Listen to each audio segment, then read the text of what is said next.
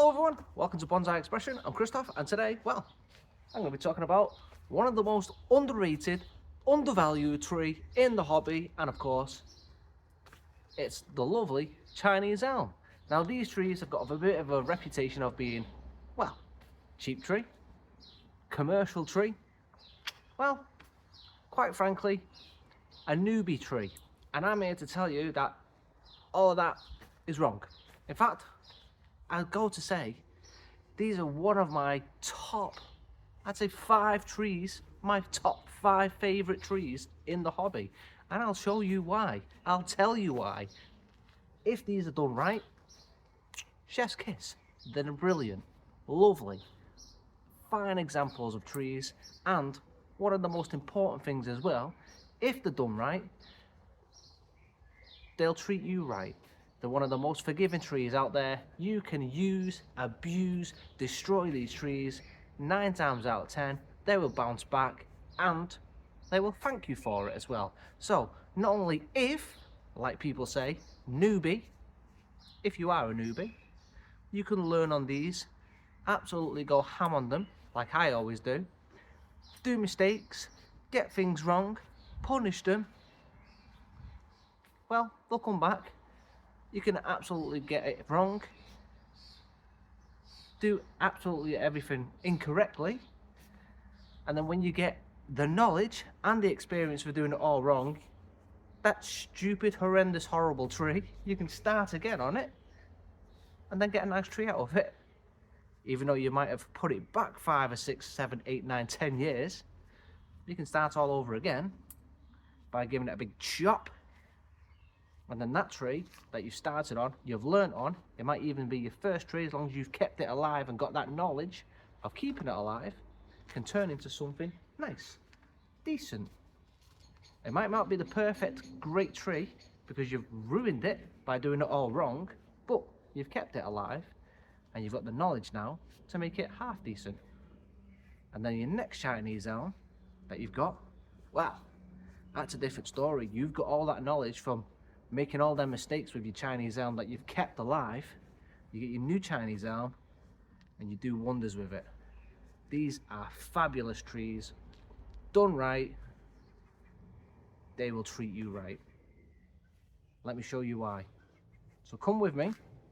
Let me give you the tips, the tricks, the knowledge, the know-how, how to treat these things right. Let me show you the misconceptions of these trees, and let me show you just what you can get from a Chinese elm, and you too will be surprised, because these are fantastic trees and you should have one, but it's all about keeping it alive first and foremost. That's where it's at. Now let's start at the beginning. Most people are introduced to these trees in way of garden centres, and yes, you will get one of these twisty S-bend trees. That's how I started. That's how I killed my first tree. I didn't know nothing about it. I'll just buy one tree, I says, just one tree. I start with a Chinese elm and I killed it, just like you did. You probably don't like Chinese elms because of it, but I learned to keep it alive on my next one, and once I did, I realised it's the horticultural side of the tree. That's where you need to get your knowledge from first. And then once you keep it alive, just like in any other bonsai, any other tree, you keep them alive, and then you learn. You learn into the style of bonsai. So first things first, let's talk about keeping these trees alive. So, the first introductory, you probably get something like this, an S-shaped tree. And this is one of them S-shaped trees you get from a garden centre. It's horrible. Let me move up to the camera a little bit so you can see me. Now this is, as I say, one of them S-shaped trees. It's a root cutting by the looks of it, so let me just move my soil around. It's obviously a root cutting, it's nice and fat round the base here. Let me get you on a nice angle, and I'll turn you around this way so you can see. There you go. So it's a lot fatter around this side here, and it's grown up. And then all this is grown off. So the base of it was an original root off another tree. That root has been cut off, planted up, and then the rest of this tree has grown off that root. And then as you can see, it's not been very looked after at all. Top of it is damaged just here, and then this section is grown off it. This is what garden centres generally produce. I think I actually purchased this from our local big box store, which is B&Q. It's like a hardware store if you're from America. I can't remember what you call them over there, but anyway, I rescued this one, couple of pound, just because it's not a particularly nice tree, but I like to take cuttings off this. So let me show you what I do for cuttings. Step one, let me just move this out of the way. For a cutting, I'm going to bring you in, I'll show you. So this tree for me is all about making cuttings. So if I'm making a cutting, I can use this branch here.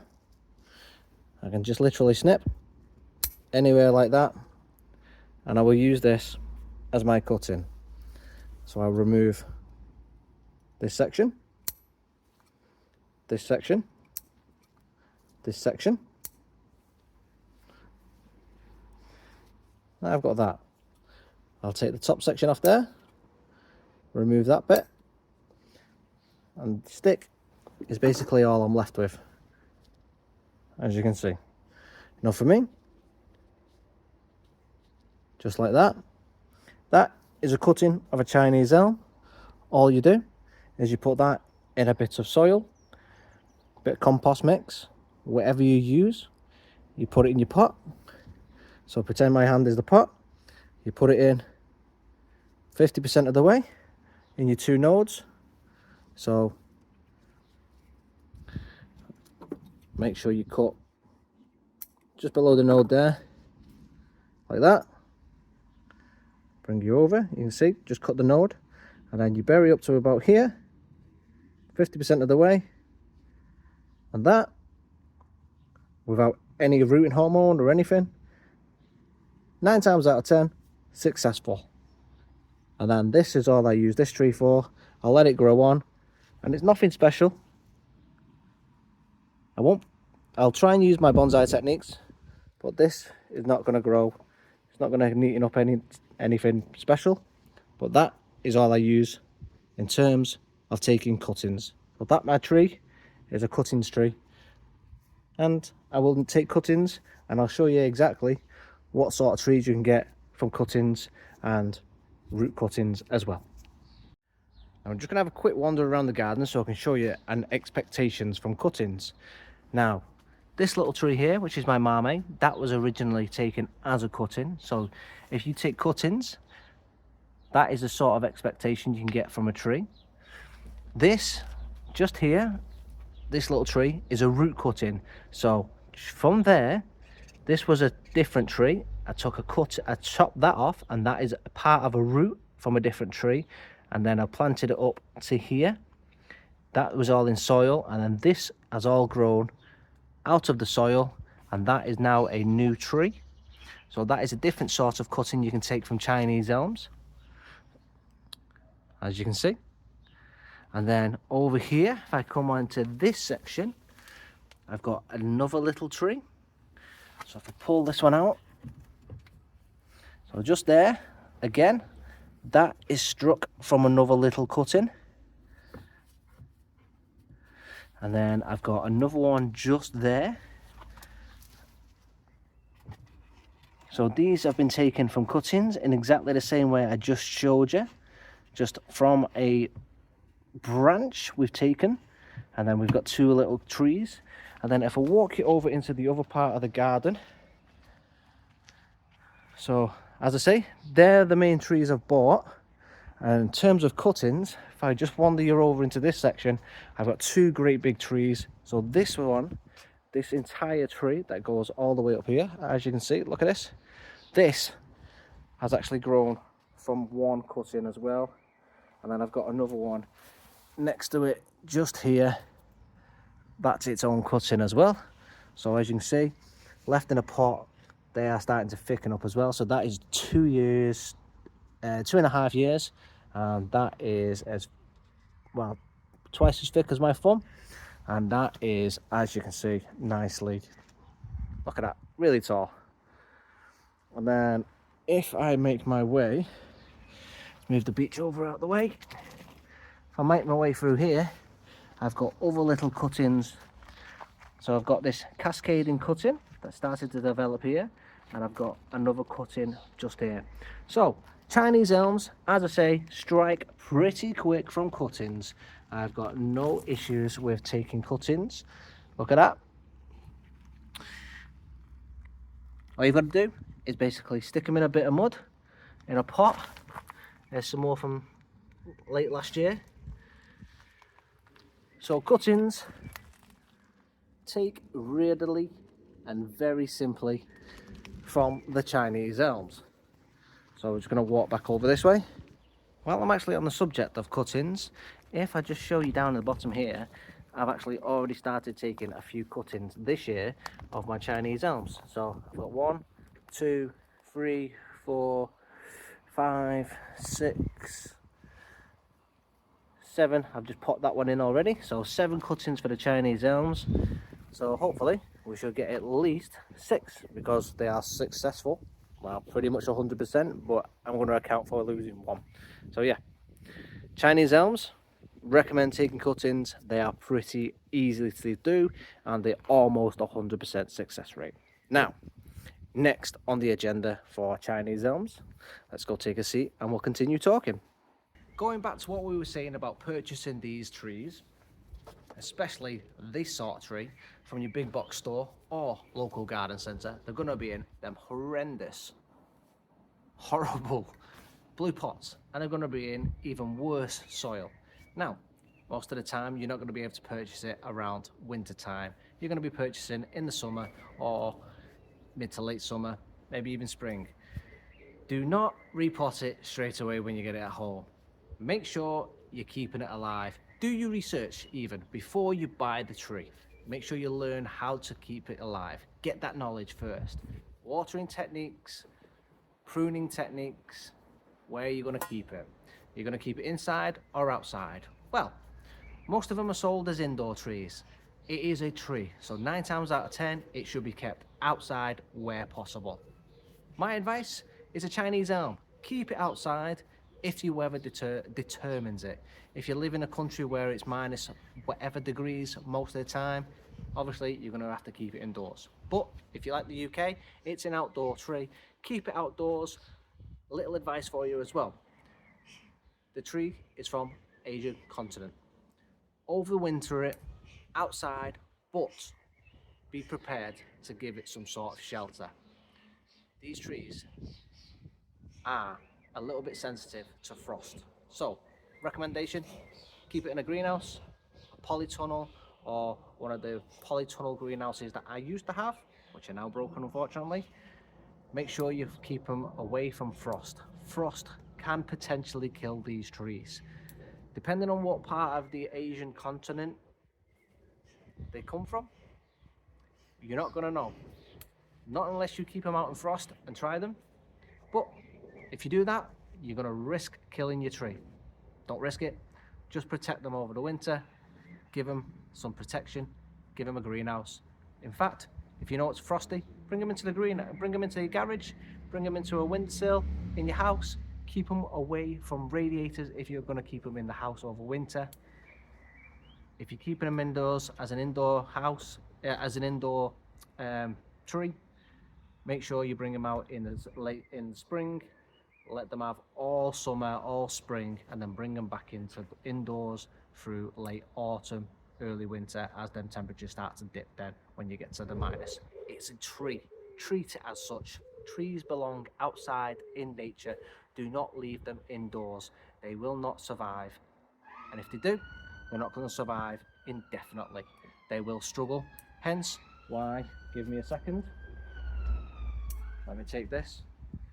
When the trees are indoor, you will find the growth pattern. Outside, the growth pattern, let me show you. You get leaf, leaf, leaf, leaf, leaf, leaf. Indoor, you will get something that looks like this.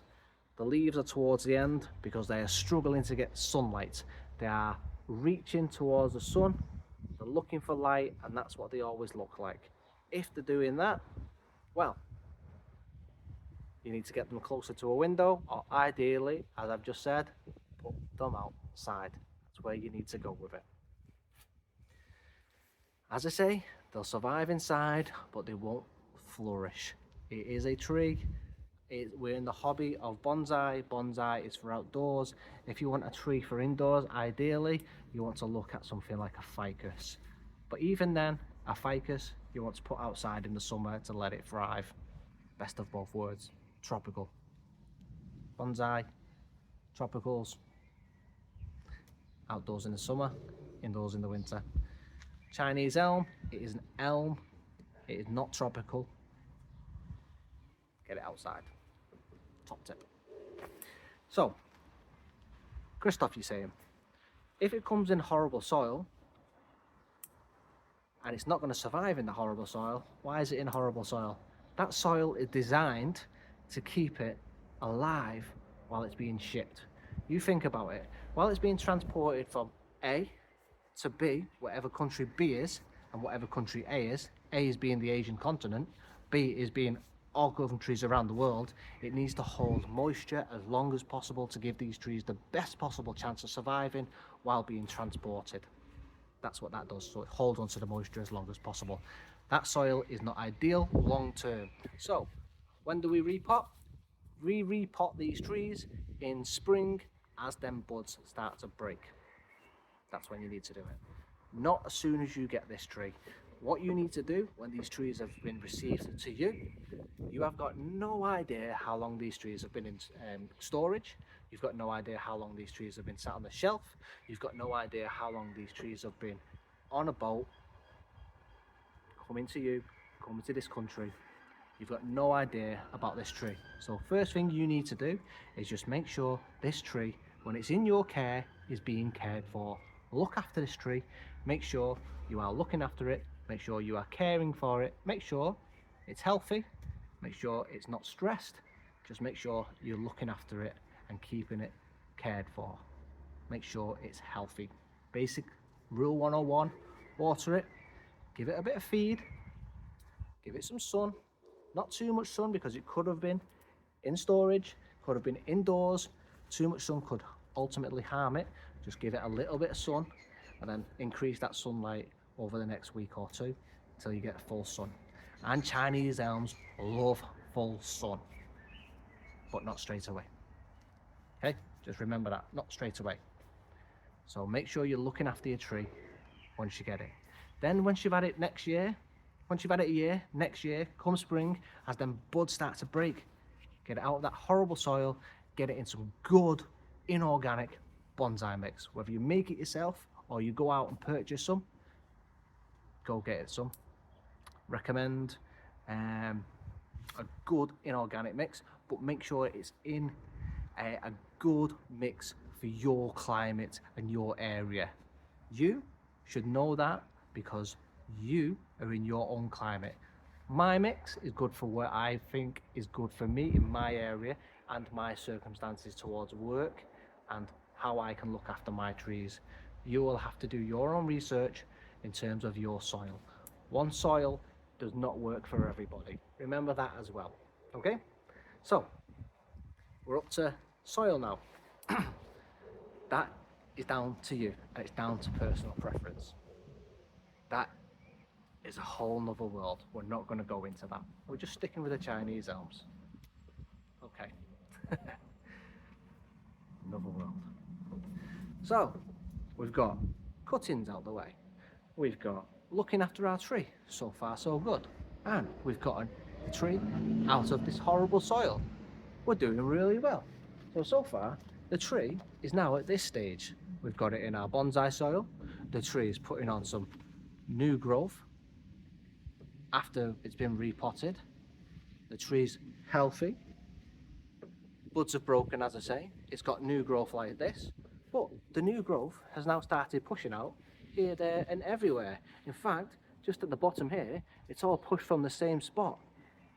What do we do? Now is the time to bud select or shoot select or branch select, whichever one you want to call it. That is the stage we're up to, because now is time to officially start styling your beautiful Chinese elm. Well, It's going to be beautiful because you want to style it. It's still an S shape though. But you can make these S shapes beautiful.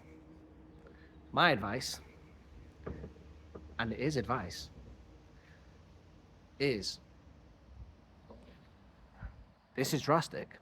By all means, this is drastic. I'm going to clear my throat for this one because it's drastic. Chop your branches off, all of them. That's a big one.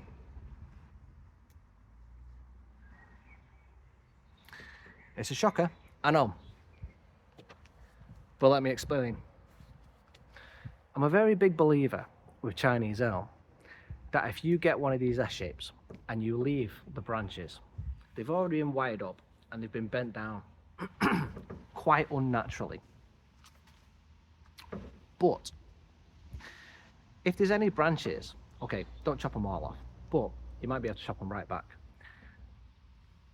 If you can keep at least maybe that much, or if you can keep a branch that isn't completely and horrible, and then you start just using the clip and grow technique, which I do all the time, you can get some really, really good Chinese elms with S shapes. And I'll show you in a second. The branches look natural. The tree looks natural. In fact, the tree looks amazing compared to the commercial, horrible, artificial looking Chinese elms. You just need to chop off them branches and start again. Once this tree is healthy and you've repotted it and everything is shooting out perfectly, you get rid of them branches and you start again. You let it push out all these nice new buds. You start from scratch. You build your own branches up and you do clip and grow. You can start getting some amazing results. Just let me show you what my trees are starting to look like now. Now, I'm not going to use the gimbal first because I think I can get in proper without the gimbal. So this is an S shape, as you can see. It comes in and goes up. I cut the branches off and it just needs a trim. But if I can get you in, just look at how the branches are now. So it comes in, goes out, and I've got nice movement all the way across it. You can see how established these branches are coming along. And then if I move you into this sort of section here, if I can get you in, my branches are now moving, got a nice movement just there as well. Everything moves quite nicely. It looks natural, doesn't look artificial. Everything moves really well. If I move you into this section here as well,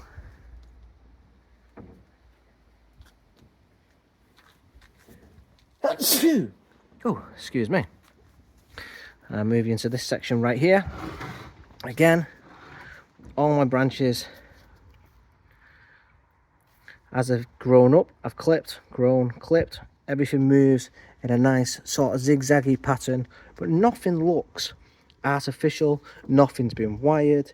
Everything is and has been done naturally. If I can get you in this section here as well, you can see it comes along a path, comes down, but it's naturally done. Nothing's artificial, nothing's man-made. So that is just one tree here.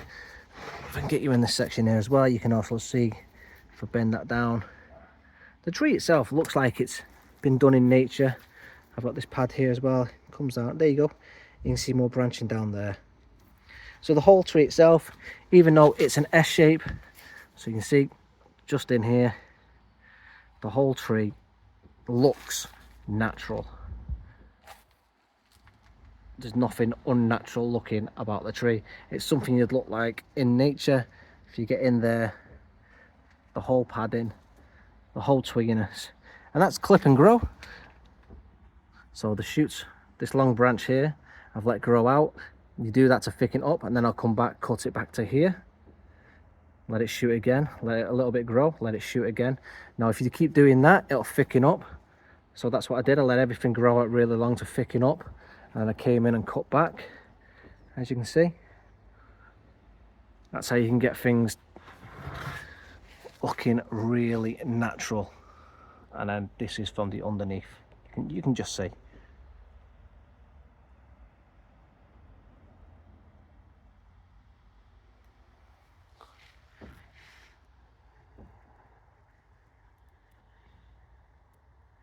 So this is something you'd look and see. If you went looking through the woods, this is how it would look like. Quite natural looking. Nothing looks like I've done it with a piece of wire. So that's just one tree. If I slide that over to there, that's your artificial tree right there. I've got another one that we're working on. So this is, again, this is a really man-made S shape. You can see just here where they had the bamboo cane, just there, and it went through this bit as well. There also, and then we're doing exactly the same here. So this one's not as far in development, but I've got all the starter branches in. So this one is just being let to grow out, and then we're going to start clipping it back further, but the clip and grow has started to take shape on this one. So we've done minor clips. We left some of the established branches just here, chopped them right back to there, as you can see, and then now we've got new branches that are being grown off. There's a branch here on this section, got branches developing down low here. This one's growing off as well. We had a big branch cut off there. I've cut a branch there as well. Hope you can see it just in here. And then this top section's also been cut back. So everything is going to be starting. There we go. Just there. Hope you can see. Just above my finger, we cut back there. And then obviously these branches have now started to grow in. So I can now start developing. All these ones have grown in. Everything's going to start going in all different directions. You can see it looks a little bit more natural than your generic. We had a cut there as well. Big cut there. So you can just see that chopping off your branches. And let me grab this one as well at the back. Cutting off your branches just makes it look less forced by human hands and a lot more done by nature. Another thing you can do as well, which this will help thicken your trunk. So this here is a long branch coming off the side. So this is what you call a sacrificial branch. So I'll let this grow. This will help thicken up the base of the trunk. So again, on this one, it's had a few chops, and then this one has been let grow. So I've got a nice big thick branch here I've let grow out, and then everything is now starting to develop off it. I've had a fair few cuts down at the back here, taken off. I've now got branches just shooting out everywhere off this one as well, and then in the canopy as well. This is all shooting off just in this section. So what I need to do now is start doing some branch and shoot selection, which you can now see in this section here. Everything is starting to come in from the same spot. If I can just show you. So what I need to do, just there, I need to select and just cut some of these out, which we need to do. These branches as well at the bottom are now looking more natural. Nothing's bent, but I need to remove this section as well. It's coming from right at the base, so that's got to go. So as you can see, just cutting your branches off, letting them regrow, just makes the tree look natural, and it doesn't make it look artificial, and then just do that with your S shapes. Start again, and you'll get some really good natural looking trees. So let me show you, so you can see all the big cuts that I've made on that one. And there's more just at the base. If I can just move those out the way, that'll focus. There's another cut there at the bottom. But yeah, lots of cuts on this one as well. And now, once you've done all your cuts and you've let your big ones grow in, you'll see, as I say, you've got all this growing in. So what you need to do then is go in and start selecting what you want and what you don't want, and you just pull out everything you don't need. So stuff like this, that's in all the gaps, and that's the next step of your tree. So you just go in, start taking off anything you don't need, anything that's growing into the tree, anything you don't want, because that is a big bush. I'm going to be starting doing that now, and I'll show you how to do that one. But yes, as I keep reiterating, cut your branches off, get in there, make your tree natural. Next step. So you've made these massive big cuts, you've took all them branches off, and everything has slowly started budding back out, and your tree will explode with growth and will eventually look something like this. What do? You panic, because you need to get in there and you need to select what exactly you want to keep and what you want to get rid of. So let's get in there and show you how to do it. Seeing as this is an extensive breakdown in Chinese elms, let's start doing this one. So let's spin over, put it behind me, and let's get you working onto this. In circumstances like this, get yourself a pair of tweezers, a pair of snips, any snips will do, and most importantly, just use your fingers. So what are you doing? What are you looking for? Well, most importantly is you're going to have some fine, thin branching like this one. So let me just angle you down a little bit. Like this one, when you start off, and you're going to get fine branching, and you're going to get it a couple that spread from the same spot. So you pick one. You're going to keep this middle one, and you're going to pull out the other two. Quite basic. And if you want to keep that one, that's all you do. Just keep that one. As you can see, that one stayed. The other two have been removed. Anything you don't want, you just pop off. So this one here, that's going to go. You take that out. This one pointing upwards, just on the side here, I'm going to take that one off. These ones on the side, as you can see, just here in the corner, these are all too low. I don't want them, just going to take them off and remove them. So things like that, nice and easy, simple decisions. Just remove.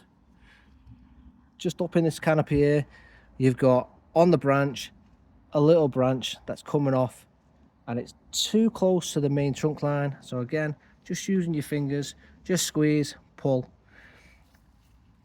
and it's the same again. You're just going to go through the tree, start from the bottom, work your way up, and just take out anything that's too close into the armpits of the branch, too close that's into the armpits of the tree, and anything that grows in the wrong direction that you don't want. Anything that grows up like that, you can either just pull it off with your fingers, or just use your branch snips, or use a pair of tweezers, whatever's best for yourself. And then you just work your way through the tree as such, and then that's it. That's all you're going to do. Continue the way through, removing anything that's too far in, too far upwards, anything that grows in the wrong direction, and you're just going to basically neaten up the tree. So you've got these ones down here. Going to take those out. This branch here could potentially be used in the future. You might not necessarily need it, but for now you can use it. It can thicken the tree up, So let's keep it. When it comes to overcrowding like this, you're going to think to yourself, where do I start? There's so much in there. I don't know how to get in, don't know how to begin. First things first, just get in there and look and start in the crevices between two branches. Just have a look. Have a look for things that are growing in the wrong direction, things that are growing up, things that are just too close. But just take your time. There's no rush. Just start removing things bit by bit.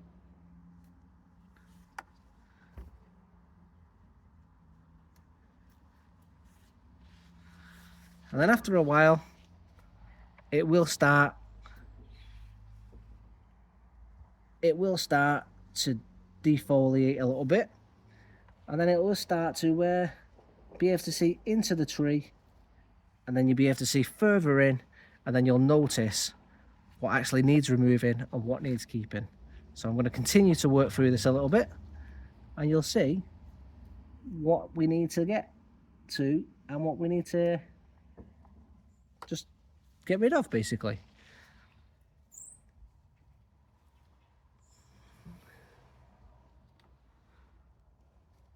So this is one of them jobs that's slightly tedious, but it's relaxing, and that's what bonsai is all about. Slow, methodical, enjoyable.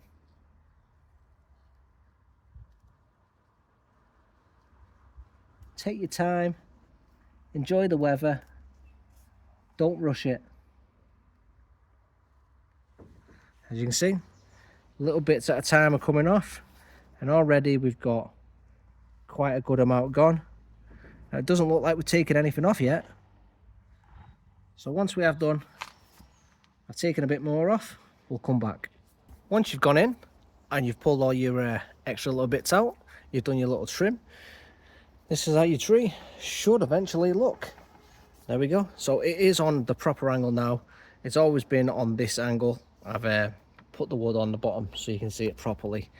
And that's how my tree should look, with all my nice branches and my nice prune back. So the front for you is just about there.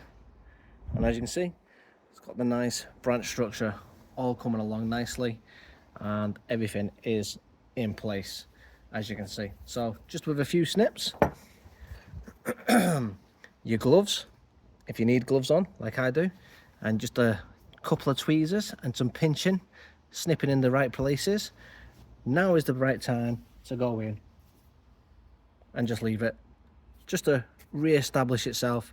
Let them floppy little shoots, branches, just to thicken up, let it do its thing again. And then if you let it grow out really long, that's how you get the branches to thicken up and give it plenty of feed as well. So in terms of the Chinese elms, I just feed heavily all the way through spring and summer and just let them do the things. I haven't been known as well, previously in the past, I have repotted. I'm not saying do it, because don't. I've emergency repotted in late spring, and I've trimmed a couple of roots, just one or two, and the tree has been okay. That's how versatile these trees are. So there we go. Chinese elm, S-shape, done right. These trees you can do really well. Now, as I say about cuttings, if you do the cuttings right, you can get yourself away from the S-shape, and you can do yourself a nice proper little tree. So you can get yourself into some marmays, and you can do your shaping however you want. Let's get rid of that weed. You can get away from the S-shapes. I don't tend to really like the S-shape, but if you do them proper, like I say, get rid of the branches, do your own clip and grow style, you can get yourself a nice S-shape going. As I keep saying to you, once you've got yourself some cuttings, it's so versatile, you can just go and do whatever you want with it. So this is a nice thick tree. I let it grow up, did a big chunk chop, and then grew this section off. And as you can see, it's got a nice weeping style. I just need to get some more wire on it, get this thing going up, and then I've got myself a nice freestanding style tree. This one over here is another sort of S shape that's growing out. Again, one of my projects. Over here I've got a nice cascading one. Got videos on this one as well. So Chinese elm, if you're doing them right, you can get all sorts of experiments with them, doing loads of nice things with these trees. Just get yourself a Chinese elm. These things are fantastic to work with. So projects, get yourself some cuttings, stick them in some pots or dirt, let them grow up, feed heavily all through spring, all through summer, and they will just look majestic. Just look at this thing. This is one of my projects, and I've just let it grow wild. I have no idea what to do with it. It's weeping. I might just have some sort of weeping. It looks, in fact, what it looks like a rib cage. Look at it. It's amazing. I have no idea what to do with it, but we'll get to that bridge when we cross it. So, Chinese elms. These things are fantastic to work with, forgiving. Root prune, you can go absolutely ham on them, cut most of the roots off. They will probably survive. 9 times out of 10, they will forgive you. Mistakes, don't worry about it. They'll forgive you. You can cut everything off. They'll grow back, bounce back. As long as you look after the tree, make sure it's healthy before you work on it, it will forgive you. These trees are an absolute fine specimen to work with. They've already got naturally small leaves, so you don't even have to help reduce them. What more can you want for out of a tree? They're fantastic trees to work with. One of my favourite trees. Go get yourself one. Start with the single most cheapest one you can find. Go get yourself a bargain basement one from a garden centre. Just learn how to look after it. Once you go there, get yourself loads of cuttings from it and you'll get loads of free trees. Everybody loves a free tree. Am I selling these trees to you yet? You should be buying one. Go work on one, learn your trade on them, and then go make yourself a really good Chinese elm from one of your cuttings. Don't even bother with an S shape. After that, once you've got yourself a nice F shape, go make yourself something nice. Use one of them other bonsai styles, create something great with your bonsais using a Chinese elm. These trees are fantastic little trees to work with. Make yourself a mame, make yourself a shoheen. In fact, make yourself a giant tree that I'm going to do. I've got loads of big ones there. I'm going to make them thick. I might even put one in the ground, get it thick, make it chunky. Who knows? These things are fantastic to work with. So forgiving and, you know, just brilliant. There's some fine examples of bonsai trees out there. Chinese elms, so underrated. People look down on them because they think they're a newbie tree. Well, maybe they are. Maybe they're not. Go out and experiment with one. Look after them, feed them, prune them, trim them. Once you start trimming them, looking after them, making sure they're healthy, you will absolutely have to trim the living daylights out of them because you will get 4 or 5 flushes of growth out of these as well through the summer. Guaranteed, because they are such fast growers. You wire them, you leave that wire on for too long, you get wire indentations, big word for me today, and you think, oh no, that's not going to come out for a while. Wrong. They're so fast growing, that wire mark will probably come out in that first year. That's how forgiving these trees are. They're brilliant to work with. Anyway, if you like this video and you think it's helped you in your bonsai journey and you want to know anything else about a Chinese elm, leave a comment, leave a like. Please do subscribe to this video and to this channel even. Anyway, I'll see you in the next one. Thanks for watching.